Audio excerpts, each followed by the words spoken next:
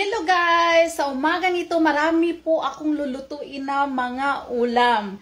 Kasi Sabado ngayon, so marami tayong lulutuin ngayon na ulam na mga order sa atin. Ito guys, ang mga ricados niya, kaya ipakita ko sa inyo ang mga lulutuin ko. Ito siya guys, ang sinigang.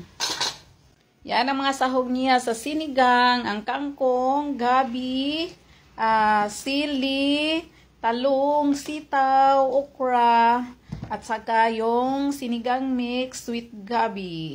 At ito siya guys, ang mais. Magawa kong ginisang mais with malunggay. Yan siyang malunggay nga, panghalo ko sa mais na ginisang mais with malunggay.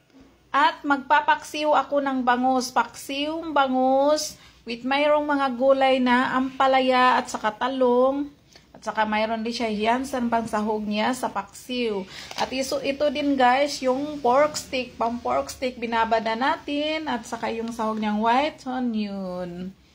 Tapos, magisa din ako ng sayuti. Magisa din ako ng sayuti.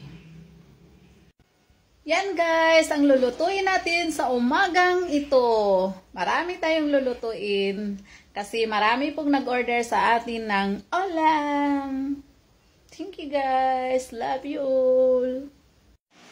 Ayan guys, luto na ang ating sinigang na baboy at ang ating ginisang mais with malunggay luto na rin at ang ating pinakamasarap na paksiw na mayroong ampalaya at talong na gulay na super yummy luto na rin at ang very colorful nating pork stick luto na at ang ginisa nating sayote all is